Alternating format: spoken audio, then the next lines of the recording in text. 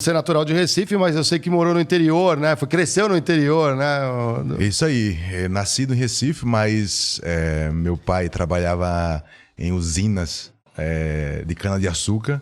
Então ele era ali o fiscal, então a usina mandava para várias cidades e a gente ia mudando, né? Então eu sempre, desde pequeno, fui peregrino. Então morei no Engenho São Lourenço, interiorzão, assim...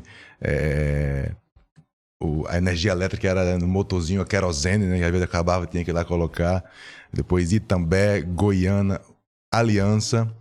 E aí com uns 10 anos que eu cheguei de novo para morar em Recife, né? Então sempre fui peregrino e é interessante que até hoje tem muita facilidade de mudar de cidade, de país, assim, não sou muito apegado, né? Talvez seja esse hábito desde a infância, né? Então começou assim a minha trajetória, e a bola sempre acompanhou, né? O futebol sempre acompanhou. Me lembro nas ruas do Engenho São Lourenço, as ruas de terra, jogando bola já na frente de casa. Então...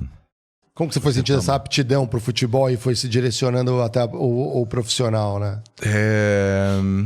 Na verdade, eu, assim, a primeira vez que eu lembro de querer, de me colocar um objetivo, eu quero ser um jogador e tal, foi já com os meus 14 anos. Antes era muito, assim, muito envolvimento, né, com a bola. Eu não pensava assim, não me lembro, né, na verdade, já de muito cedo, se eu falei assim porque meu pai até fala, né, não, que eu dizia que eu iria ser jogador, que eu iria... Só que eu não lembro disso, né? Eu me lembro somente eu realmente brincando com a bola. Porque às vezes também rola aquilo de...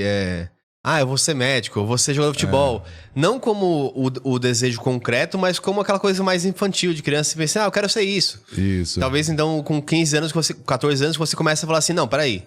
Isso. Eu vou escolher isso real, né? Isso aí, né? Então, só que era interessante, né? Porque tu citou o ambidestro, e eu me lembro que ali com os meus 10, 11 anos, eu decidi que ia ser canhoto, né? E aí... Mas como assim? Decidi que ia ser canhoto. Você já sentia... Mas isso com as pernas ou com as mãos também? Porque eu conheço gente que... Eu tenho um amigo que ele chuta com a esquerda, mas ele escreve com a direita. Eu acho essa coisa isso. Não, eu era com os pés primeiro e depois com a mão. Caramba. Né? Então hoje eu consigo escrever também com as duas mãos. Hoje eu assino, contrato as coisas com a mão esquerda.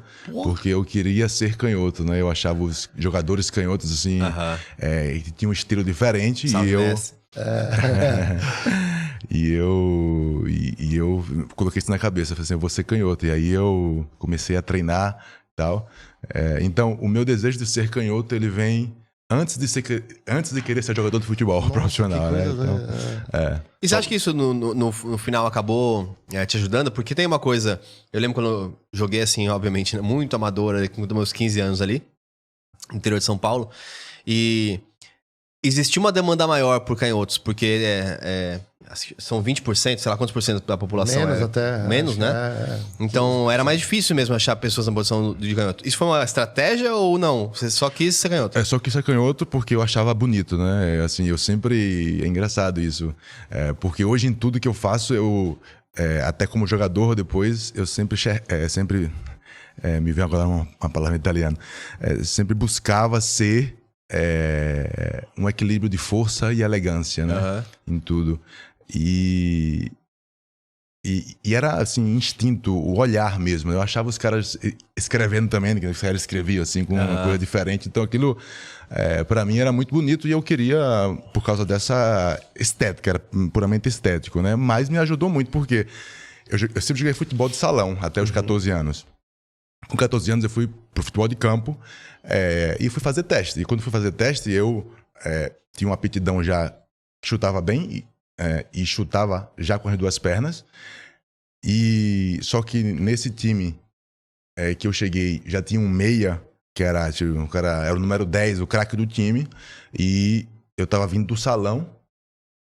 Se adaptar, né? Aí eu fui jogar onde? Fui jogar de lateral esquerdo. Então, minha primeira posição que eu joguei no futebol de campo era sub-14, foi lateral esquerdo. Então, me ajudou nesse momento. Então, ao invés de eu ficar no banco, por causa que tinha lá o craque do time, eu estava jogando no time titular, mas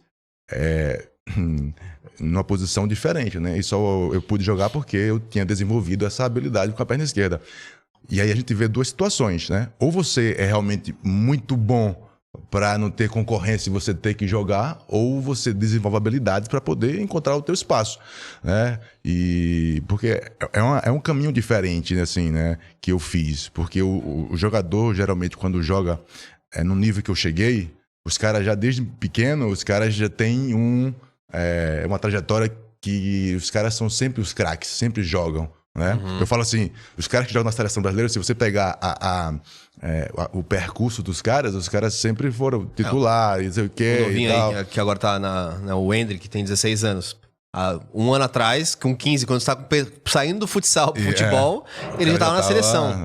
Né? Então é isso que eu tô falando, né? Assim, os caras que eu vejo que chegaram a jogar no nível que eu joguei, já tem um percurso diferente. Então, o meu percurso foi de adaptação, de desenvolver habilidades para esperar o meu momento, amadurecimento, tudo. Para aí sim, quando eu me entendi qual era a minha posição, aí eu falo assim, não, agora eu quero jogar aqui, minha posição é essa, né? E aí, se você quiser me tirar do time, você me tira, mas eu vou jogar aqui. Né? Então, mas demorou até eu chegar nesse momento.